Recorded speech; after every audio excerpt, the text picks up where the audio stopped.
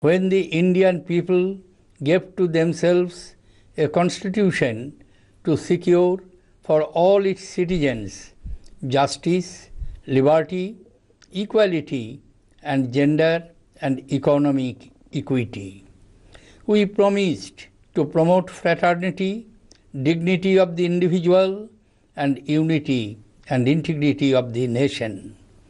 On that day, we became the largest democracy of the world.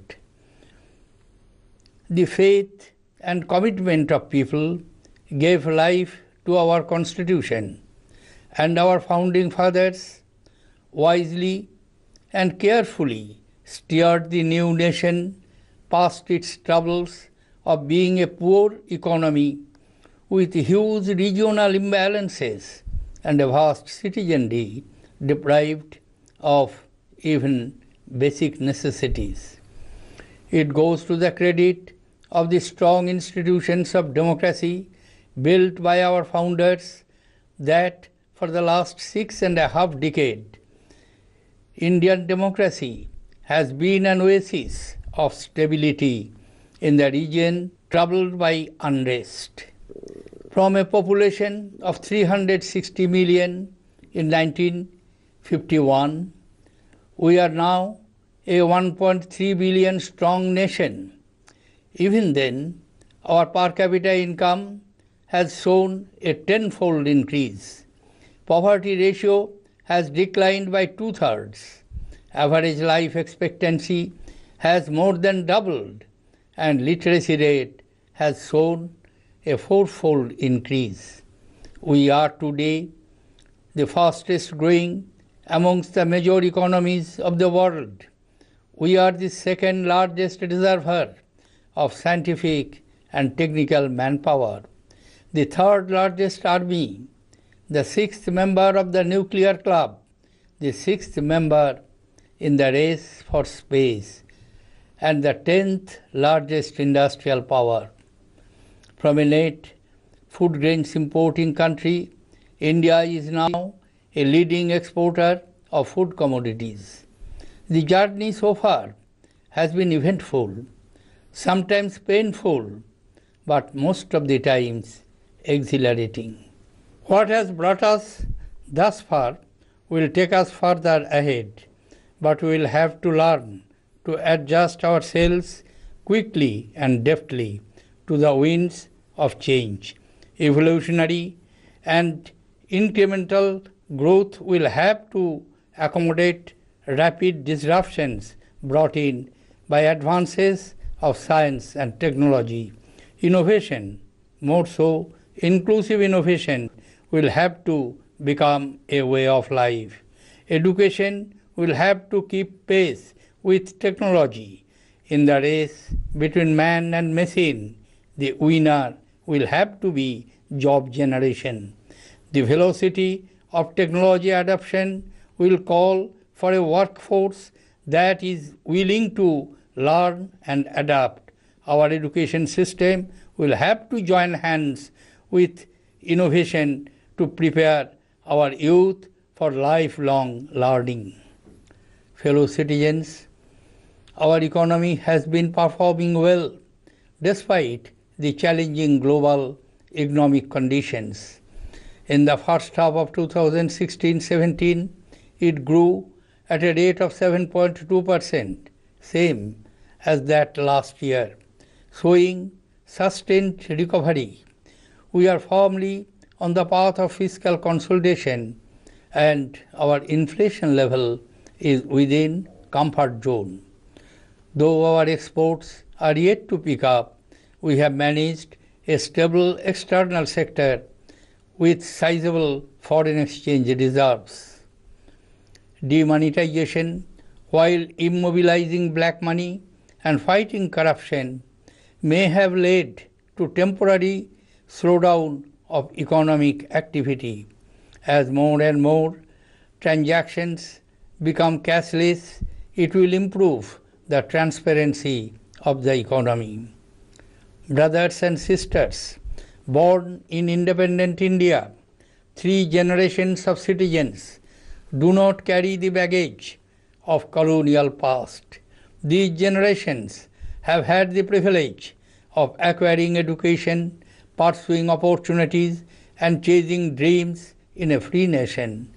This sometimes makes it easy for them to take freedom for granted, to forget the price that extraordinary men and women paid to win this freedom, to forget that the tree of freedom needs constant care and nourishment.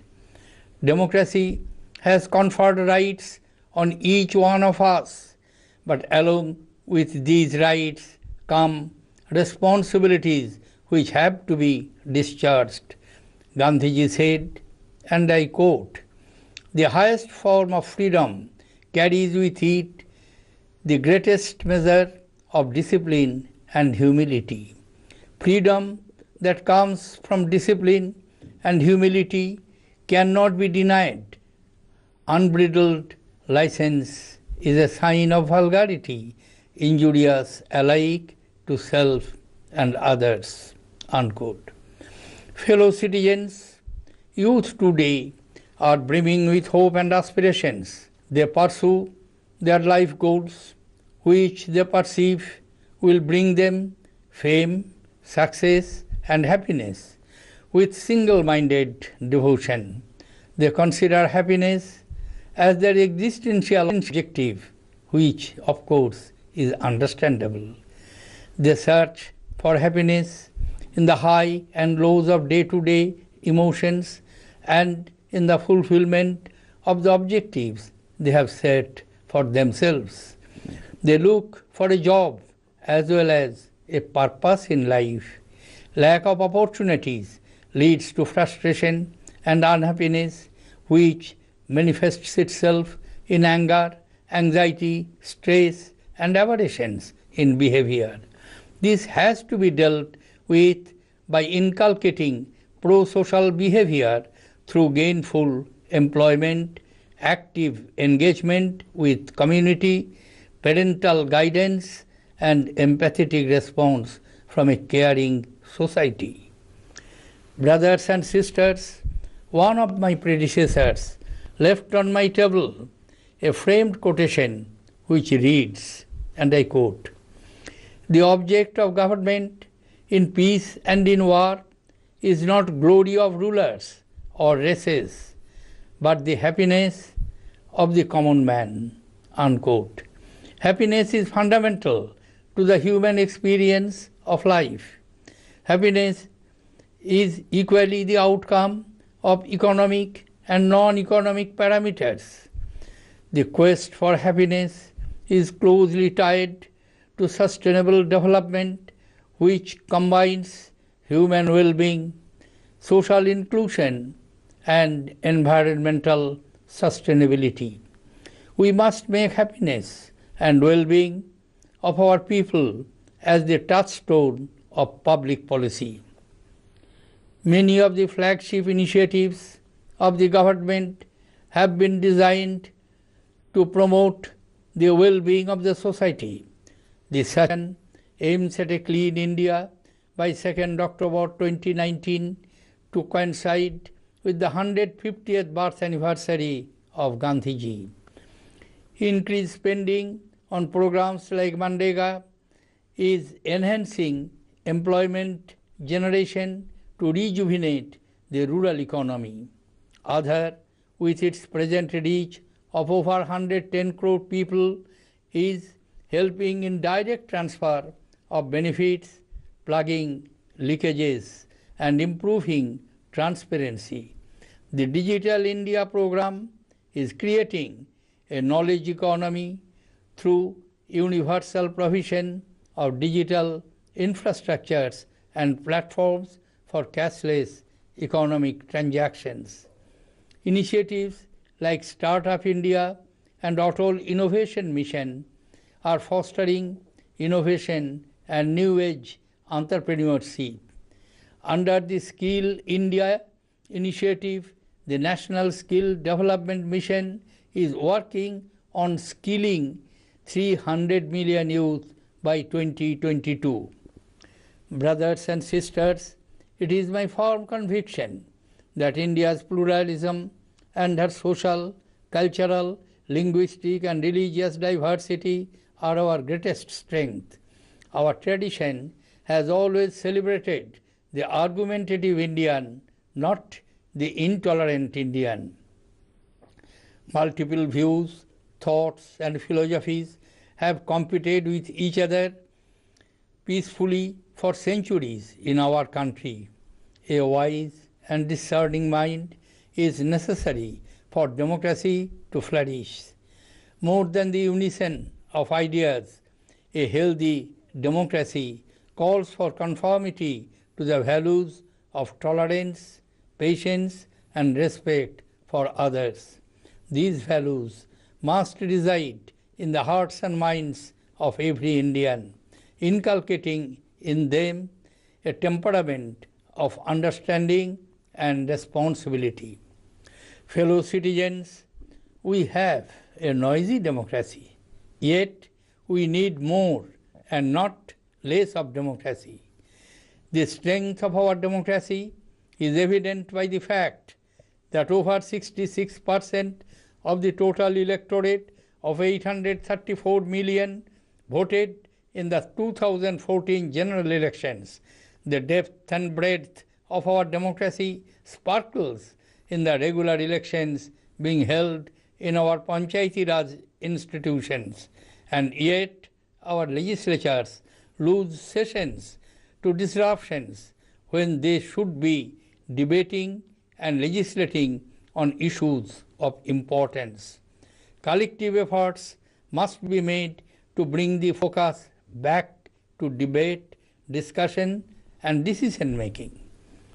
As our republic enters her 68th year, we must acknowledge that our systems are not perfect.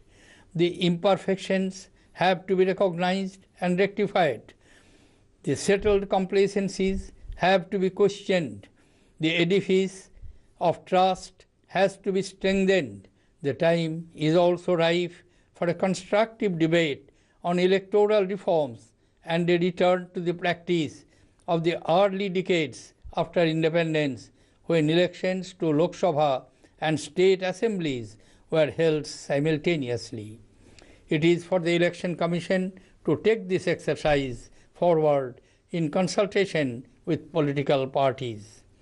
Fellow citizens, in a fiercely competitive world, we have to work harder than ever to redeem the promises that we make to our people.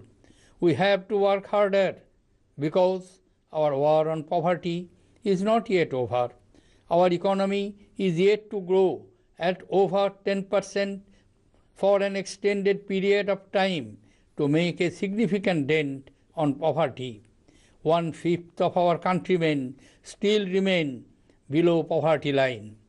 Gandhiji's mission to wipe every tear from every eye still remains unfulfilled. We have to work harder to provide food security to our people and to make the agriculture sector resilient to the vagaries of nature. We have to provide better amenities and opportunities to our people in villages to ensure a decent quality of life. We have to work harder to provide enhanced employment opportunities to our youth through the creation of a world-class manufacturing and service sector. The competitiveness of the domestic industry has to be improved by focusing on quality, productivity, and efficiency. We have to work harder to provide safety and security to our women and children. Women must be able to lead their lives with honor and dignity. Children must be able to enjoy their childhood to the fullest. We have to work harder to change our consumption pattern, which has resulted in environmental and ecological degradation. We have to appease nature to prevent it from unleashing its fury in the form of floods, landslides, and droughts. We have to work harder because our pluralistic culture and tolerance are still being put to test by vested interests. Reason and moderation should be our guide in dealing with such situations. We have to work harder to keep at bay the dark forces of terrorism. These forces have to be dealt with firmly and decisively. The forces inimical to our interests cannot be allowed to grow. We have to work harder to ensure well-being of our soldiers and security personnel who protect us from internal and external threats. And we have to work harder because we are all equal children before our mother. And our motherland asks each of us, in whatever role we play, to do our duty with integrity, commitment, and unflinching loyalty to the values enshrined in our Constitution. Jai Hind!